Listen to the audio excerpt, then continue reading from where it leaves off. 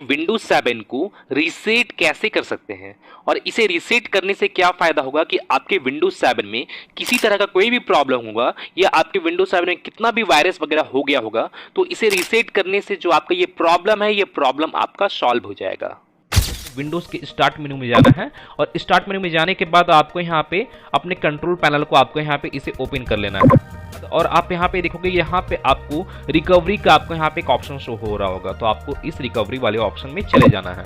बाद अब आप यहाँ पे देखोगे यहाँ पे आपको एडवांस रिकवरी मेथड्स का आपको यहाँ पे एक ऑप्शन शो होगा, तो आपको इस ऑप्शन पे क्लिक करना है। अब आप यहाँ पे देखोगे यहाँ पे आपको सेकेंड नंबर वाला आपको यहाँ पे ये ऑप्शन शो हो रहा होगा री इंस्टॉल विंडोज का, जैसे आप यहाँ पे देख सकते हो। तो आपको इस ऑप्शन पे आपको क्लिक करना है और आपको यहाँ पे इसे देन यस कर देना है। तो जैसे आप यहाँ पे देखोगे यहाँ पे बैकअप नाउ का आपको यहाँ पे ऑप्शन शो हो रहा होगा।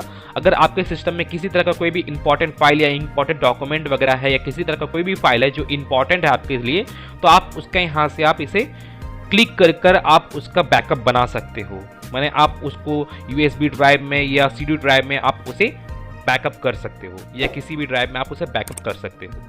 तो यहाँ पे मेरे सिस्टम में अभी फिलहाल तो कोई भी इंपॉर्टेंट डेटा वगैरह नहीं है, तो मैं इसे डायरेक्टली यहाँ पे इसे स्किप कर देता हूँ। जैसे आप यहाँ पे देखोगे स्किप का आपको यहाँ पे बटन शो हो रहा होगा, तो आपको इसे डायरेक्टली स्किप कर देना है अगर आपका कोई भी इंपॉर्टेंट डेटा वगैरह नहीं है तो।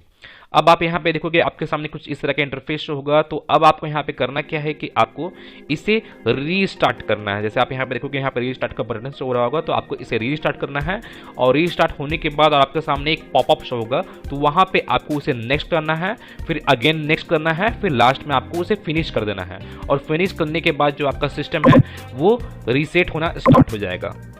तो आपको यहाँ पे मैं बता दूं कि रीसेट होने में किन्हीं लोगों का 1 आवर का भी टाइम लगता है और किन्हीं लोगों का 2 आवर का भी टाइम लगता है और किन्हीं लोगों का 3 आवर का भी टाइम लग जाता है। तो यहाँ पे आपको जरा पेशेंस रखना है, क्योंकि यहाँ पे जो टाइम ड्यूरेशन है वो आपके सिस्टम के डेटा पे डिपेंड करता है कि आपके सिस्टम में कितना डेटा है।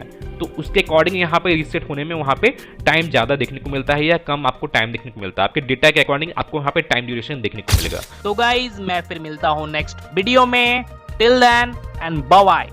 और एक बात और, सब्सक्राइब बटन पे 2-3 फैट लगा दीजिएगा जिससे सब्सक्राइब हो जाए और घंटी वंटी गिर जाए।